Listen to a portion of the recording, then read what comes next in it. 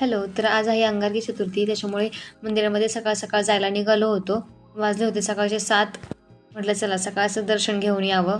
तर खूप गर्दी होते. पहिले देवाला हार फुलं घेतली, दुर्वा घेतल्या. जास्वंदाचं फुल काही भेटलंच नाही, त्याच्यामुळं गुलाबच घेतलं. मी इथेच गेलतो गावातल्या स्वयंभू मंदिरामध्ये. स्वयंभू गणेश मंदिर आहे भोसरीमध्ये आणि अंगारकी असल्यामुळे खूप गर्दी होते नंतर, त्याच्यामुळे सकाळ सकाळच गेलो. त्यांची पूजा आवरली होती आणि लगेच आरती पण होणार होती. तर म्हटलं चला आरती घेऊन जावं.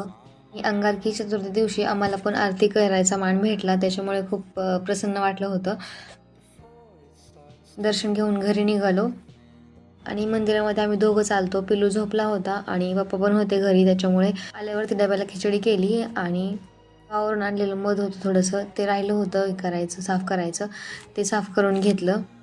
आणि काल काय पिल्लूने ते ऑर्गनायझर मला नीट ठेवून दिलंच नाही, त्याच्यामुळे मी ते दुपारचं केलं, ठेवून घेतलं.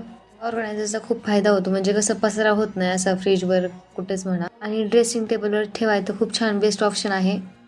बघा गेलं ते इंद्रायणनगरला, त्यांनी येताना इंद्रा डेअरीवरून छान अशी पिलोळा आईस्क्रीम आणि आम्हाला उपवास होता त्याच्यामुळे आम्हाला आणली होती मँगो लस्सी.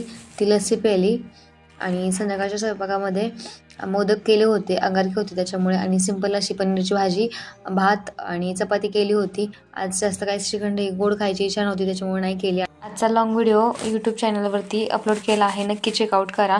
लिंक माझ्या बायोमध्ये आहे. Thank you so much.